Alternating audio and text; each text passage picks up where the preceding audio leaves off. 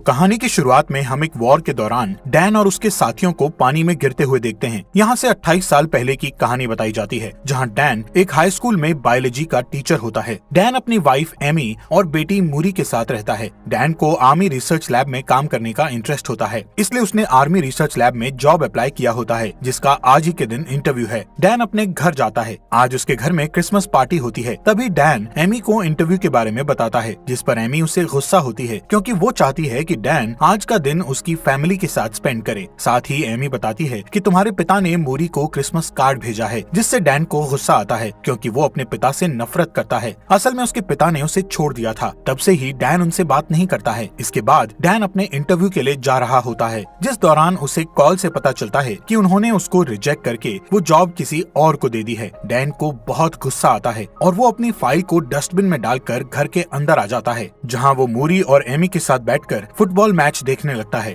जिस दौरान बीच मैच में अचानक एक पोर्टल खुलता है और देखते ही देखते उसके अंदर से बहुत सारे सोल्जर्स बाहर आते हैं। इन सोल्जर्स की लीडर लेफ्टिनेंट हार्ट भी वहाँ आती है, जो सभी लोगों को बताती है कि वो लोग फ्यूचर से आए हैं, जहाँ 2051 में व्हाइट स्पाइक्स नाम के एलियन और इंसानों के बीच जंग छिड़ गई है और वो इस जंग में हार रहे हैं। अगर ऐसा ही चलता रहा तो अगले 11 महीने में पूरी धरती से इंसानों का खात्मा हो जाएगा। हार्ट सभी को हेल्प करने का कहती है ताकि वो इस जंग में जीत सकें। इस इंसिडेंट के बाद सभी देश उनकी हेल्प के लिए आम लोगों को सेना में भर्ती करके उन्हें फ्यूचर में भेजते हैं, पर फिर भी फ्यूचर वाली दुनिया में इंसानों की आबादी 5 लाख से कम बचती है। साथ ही फ्यूचर में भेजे 50% लोगों के जान गंवाने से अब लोग फ्यूचर में जाने के लिए सवाल उठाने लगते हैं, जिसके चलते सभी फ्यूचर में जाने के लिए विरोध करने लगते हैं। असल में सभी को सिर्फ 7 दिन के लिए भेजा जाता है। अगर वो 7 दिनों तक वहाँ जिंदा रहे तो वापस पास्ट में आ जाते हैं। इधर मूरी भी इस बात से परेशान होकर रोने लगती है और अपनी माँ को कहती है कि वो कभी भी फ्यूचर में ना जाए। तभी डैन वहाँ आता है और मूरी से बात करके उसे शांत करता है। अगले दिन जब डैन क्लास में होता है तब उसके फोन में एक अलर्ट मैसेज आता है। असल में डैन को जल्द से जल्द आर्मी रिसर्च सेंटर में आने का कहा जाता है। डैन जल्दी से वहाँ जाता है क्योंकि उसे लग रहा था कि उसे अब जॉब मिल जाएगी, लेकिन यहाँ आने पर सोल्जर उसके हाथ को एक मशीन में डालते हैं। तब डैन को पता चलता है कि वो लोग उसे फ्यूचर में लड़ने के लिए भेजने वाले हैं। वो डैन को ये भी बताते हैं कि उसकी 7 साल में डेथ हो जाएगी।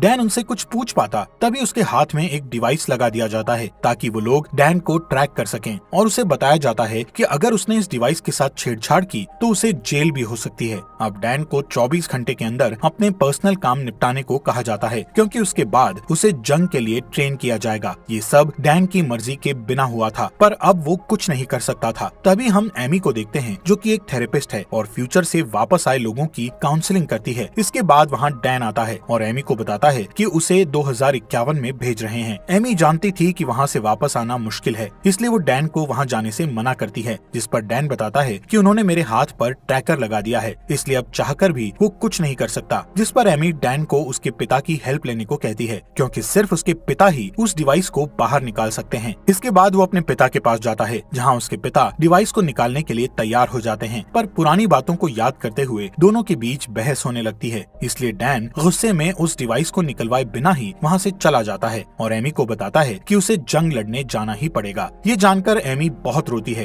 पर डैन उससे प्रॉमिस करता है कि वो 7 दिन में वापस आ जाएगा। जिसके बाद वो मूरी को अलविदा कहता है और वहाँ से रिसर्च सेंटर चला जाता है। यहाँ डैन के साथ कई लोग फ्यूचर में जाने वाले थे। यहाँ सभी को आर्मी ड्रेस दी जाती है और सबको अलग अलग टीम में बांट दिया जाता है, जिसमें डैन की टीम का नाम आर फोर्स होता है, जो कि एक रिसर्च टीम है। यहाँ एक लड़की सवाल करती है कि वो टाइम मशीन से पीछे जाकर वॉर शुरू होने से पहले ही दुश्मनों को क्यों नहीं मार सकते, जिस पर वहाँ बैठा एक ऑफिसर उसे बताता है कि उनकी टाइम मशीन सिर्फ 30 साल का टाइम ट्रेवल कर सकती है, जिसमें वो सिर्फ 2051 में जाकर वहाँ से वापस 2022 में आ सकते हैं। इसके अलावा उन्हें ये भी बताया जाता है कि उनके जो दुश्मन हैं वो कोई इंसान नहीं है, बल्कि एलियंस हैं। रात होने पर डैन अपने दोस्त चार्ली से बात करता है, जिस दौरान इमरजेंसी अलार्म बजने लगता है। तभी लेफ्टिनेंट हार्ट सबको अभी के अभी फ्यूचर में जाने को कहती है। अब क्योंकि सबको ट्रेनिंग खत्म करने के बाद वहाँ ले जाना चाहिए था, पर लेफ्टिनेंट हार्ट का कहना था कि एलियंस ने उनकी रिसर्च लैब पर अटैक किया है। अगर वो लैब तबाह हो गई तो वो वॉर में हार जाएंगे। इसके बाद सभी को एक जगह पर बुलाया जाता है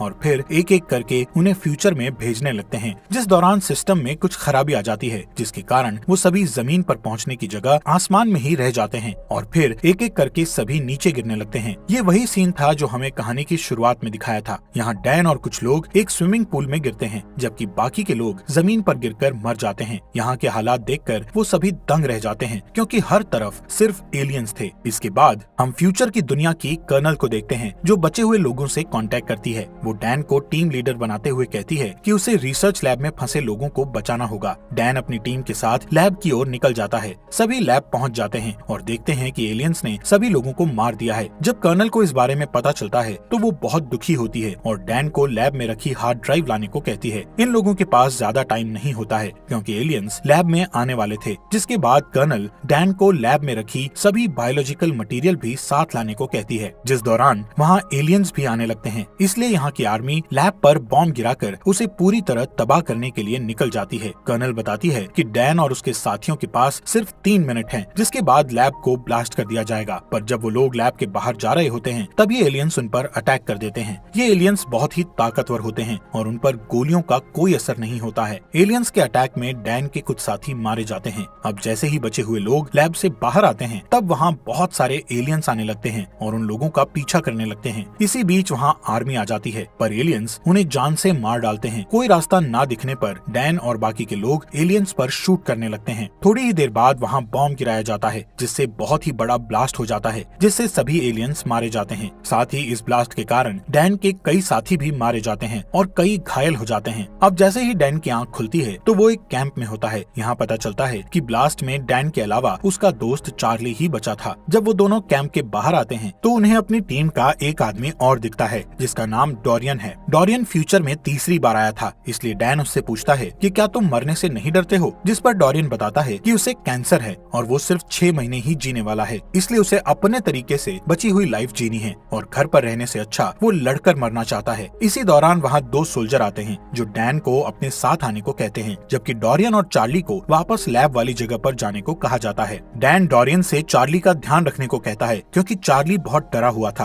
और वहाँ वापस जाना नहीं चाहता था। दूसरी ओर डैन जब कर्नल से मिलता है तो उसे पता चलता है कि वो उसकी बेटी मूरी है। असल में मूरी फ्यूचर में बड़ी हो चुकी थी। डैन उसे कर्नल की पोस्ट पर देखकर बहुत ही खुश होता है और खुशी से रोने लगता है। अब जैसे ही डैन उसे हक करने वाला होता है, तब मूरी उसे रोक देती है। साथ ही उससे कहती है कि मैंने तुम्हें यहाँ पर इमोशनल होने के लिए नहीं बुलाया है, बल्कि एक खास वजह से बुलाया है। जब डैन उस वजह को पूछता है तो मूरी उसे वक्त आने पर सब कुछ बताने का कहती है। इसके बाद मूरी डैन को अंदर ले जाती है और फीमेल व्हाइट स्पाइक्स के बारे में बताती है। मूरी का कहना था कि फीमेल एलियन बहुत ताकतवर और गुस्सैल होती है, जो कि जमीन के नीचे अपना घोंसला बनाती है और एलियंस को पैदा करती है। इस फीमेल एलियंस की हिफाजत सभी मेल एलियंस करते हैं और उसकी हिफाजत में अपनी जान तक दे देते हैं। मूरी डैन को अपने साथ एक मिशन पर ले जाने का कहती है। इस मिशन में वो फीमेल एलियन को पकड़कर उसके डीएनए से एक टॉक्सिन बनाना चाहती है, जिससे सभी एलियंस को मारा जा सके। असल में सभी अब तक मेल एलियंस को मार रहे थे, लेकिन फीमेल एलियंस को मार पाना मुश्किल था। अगर फीमेल एलियंस मारी जाएं, तो फिर और एलियंस पैदा नहीं होंगे और बचे हुए एलियंस को मारकर वो दुनिया को बचा लेंगे। इसके बाद वो सभी उस जगह पर जाते हैं जहाँ फीमेल एलियंस जमीन के अंदर रहती थी। इस जगह पर जाकर मूरी डैन को ऊपर ही रहने को कहती है और वो नीचे आकर फीमेल एलियन को पकड़ने लगती है। ये एलियन बहुत ताकतवर होती है और वो अपने मेल एलियंस को आवाज लगाकर उन्हें बुलाने लगती है। कुछ ही देर बाद वहाँ बहुत सारे एलियंस आने लगते हैं। ये देखकर डैन अपनी बेटी को बचाने के लिए नीचे उतर जाता है। आखिर में उस एलियन को पकड़ लिया जाता है और फिर उसे हेलीकॉप्टर से सेंटर में भेज दिया जाता है। पर तभी वहाँ कई एलियंस आ जाते हैं, जिनके अटैक से काफी सोल्जर्स मारे जाते हैं। इधर डैन और मूरी आर्मी की एक कार में बैठ जाते हैं, जहाँ डैन कार को ड्राइव करता है और मूरी एलियंस पर शूट करती है। इसके बाद वो दोनों एक बीच पर पहुँच जाते हैं, जहाँ एक भी एलियन नहीं था। इधर मूरी डैन से गुस्सा होकर पूछती है कि वो हेलीकॉप्टर से नीचे क्यों आया, जिस पर डैन कहता है कि तुम मेरी बेटी हो और तुम्हें खतरे में देखकर मैं चुप कैसे बैठ सकता था। यहाँ मूरी डैन को बताती है कि मैं जब 12 साल की थी तब तुम मुझे और मेरी माँ को छोड़कर चले गए थे और फिर कुछ सालों बाद तुम्हारी डेथ हो गई। यही कारण था कि मूरी अभी तक डैन को देखकर खुश नहीं थी। मूरी को रोता देख डैन बहुत दुखी होता है। उसे समझ नहीं आ रहा था कि आखिर उसने पास्ट में अपनी फैमिली को क्यों छोड़ा। थोड़ी ही देर बाद वहाँ हेलीकॉप्टर आता है और समुद्र के बीच बने आर्मी सेंटर में ले जाता है। इस जगह को इतना खास बनाया गया था कि कोई भी एलियन वहाँ ना आ सके। इस जगह पर ही उस फीमेल एलियन को रखा गया था। मूरी उसका ब्लड सैंपल लेकर उसका डीएनए निकालती जाती है। डीएनए चेक करने पर उसे पता चलता है कि उसे अभी कई सैंपल लेकर हजारों टेस्ट करने होंगे, तब जाकर एक टॉक्सिन बनेगा। इस टॉक्सिन के बनने के बाद वो सभी एलियंस को आसानी से मार सकेंगे। मूरी सभी डीएनए सैंपल्स पर काम करती है, पर उसे अभी तक परफेक्ट डीएनए सैंपल नहीं मिला था। ये सैंपल सिर्फ 60% और 50% तक सीमित होते थे। मूरी पूरी रात जागकर सैंपल टेस्ट करती है, पर अभी तक उसे कोई अच्छा रिजल्ट नहीं मिलता है। इसके बाद वहाँ डैन आता है और मूरी को रेस्ट करने का कहता है। आज ही के दिन डैन को यहाँ 7 दिन हो चुके थे, इसलिए अब उसे वापस 2022 में जाना था। डैन मूरी से पूछता है कि आखिर उसने उसे यहाँ क्यों बुलाया था, जिस पर मूरी कहती है कि अगर ये टॉक्सिन बन गया तो इसे अपनी दुनिया में वापस लेकर जाना तुम्हारा काम है, क्योंकि यहाँ और टॉक्सिन बनाने में काफी वक्त लग जाएगा। पर जब तुम इसे लेकर अपनी दुनिया में जाओगे तो इसे बनाने के लिए काफी वक्त होगा। जब ये टॉक्सिन बन जाएगा तो वो अपनी दुनिया में वॉर को शुरू होने से रोक सकते हैं। इसी दौरान उन्हें एक डीएनए सैंपल टॉक्सिन 100% होते हुए दिखता है। तभी वो फीमेल एलियन जाग जाती है और जोर जोर से चिल्लाने लगती है, जिसकी आवाज सुनकर सभी मेल एलियंस वहाँ आने लगते हैं। इनकी तादाद इतनी थी कि सबको मारना मुश्किल था। एलियन बुरी तरह सोल्जर्स को मारने लगते हैं। वहीं डैन और मूरी एक साथ होते हैं, जिस दौरान मेल एलियंस उस फीमेल एलियन को आजाद कर देते हैं। अब डैन को जल्द से जल्द उस जगह पर पहुंचना है जहां से वो वापस 2022 में जाएगा, लेकिन इस जगह पर काफी एलियंस आ चुके थे। दोनों उन्हें मारते हुए आगे बढ़ते हैं कि तभी फीमेल एलियन मूरी पर अटैक करके उसे घायल कर देती है। इसके बाद डैन मूरी को लेकर आगे बढ़ता है। तब टाइम ट्रेवल मशीन ऑन हो जाती है। यहाँ मूरी डैन से माफी मांगती है और कहती है कि मैं भी तुमसे बहुत प्यार करती हूँ। डैन अपनी बेटी को भी पास्ट में ले जाना चाहता था, इसलिए वो उसके पास ही बैठ जाता है। पर तभी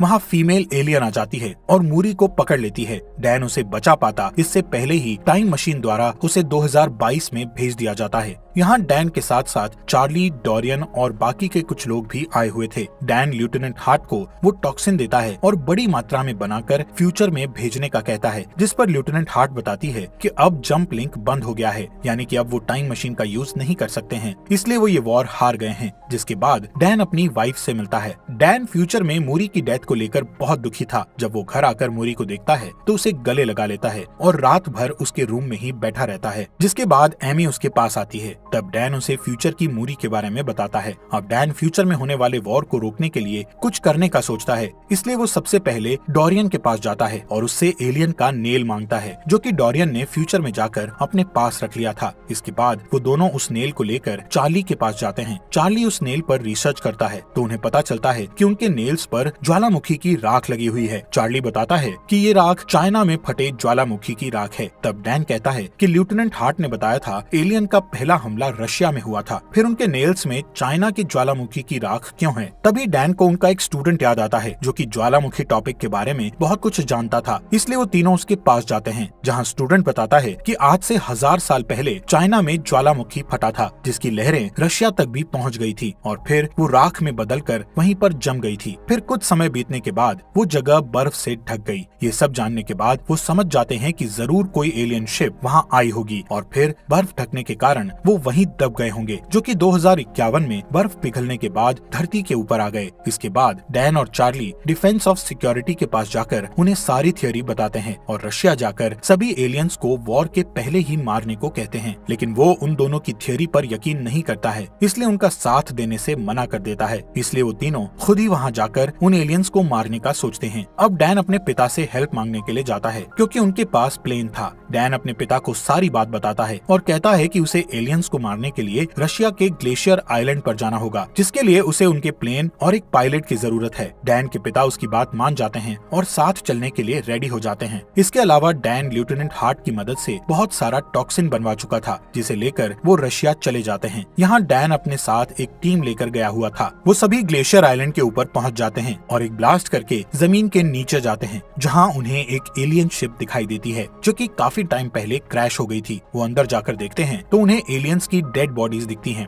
यहाँ उन्हें पता चलता है कि कुछ एलियंस अपने आप को जिंदा रखने के लिए सो रहे हैं, जिसके बाद वो अभी टॉक्सिन से उन एलियंस को मारने लगते हैं, जिस दौरान फीमेल एलियन जाग जाती है और उन सब पर हमला कर देती है। तब डोरियन सबको शिप से बाहर जाने का कहकर शिप को ब्लास्ट करके सब कुछ खत्म करने का कहता है। इसके बाद वो सभी एलियंस एक एक करके बाहर आने लगते हैं, जिन्हें डैन के पिता शूट करके मारते हैं, लेकिन ज्यादा एलियन होने के कारण डोरियन एलियन को शिप ब्लास्ट करनी पड़ती है, जिससे डोरियन की भी डेथ हो जाती है। यहाँ सिर्फ चार्ली, डैन और उसके पिता ही बचे थे। डैन के पिता बताते हैं कि एक एलियन यहाँ से भाग गया है। अब दोनों उसे ढूंढते हैं और चालाकी से उस पर शूट करते हैं। ये वही फीमेल एलियन होती है जो कि बहुत ताकतवर है और उसे आसानी से मार पाना बहुत मुश्किल है। तभी वो वहाँ से भागकर छुप जाती है और डैन पर अटैक करती है। ये देख डैन के पिता उस पर अटैक करके डैन को बचाते हैं, पर थोड़ी देर बाद वो डैन के पिता पर अटैक करती है। तब डैन जल्दी से उठकर उस एलियन को जान से मार देता है। इसके बाद डैन अपने घर आ जाता है और उसके साथ उसके पिता भी होते हैं। अब डैन डिसाइड करता है कि वो ऐसी कोई गलती नहीं करेगा जिससे उसका परिवार बिखर जाए, और इसी के साथ ये मूवी यहीं पर खत्म हो जाती है।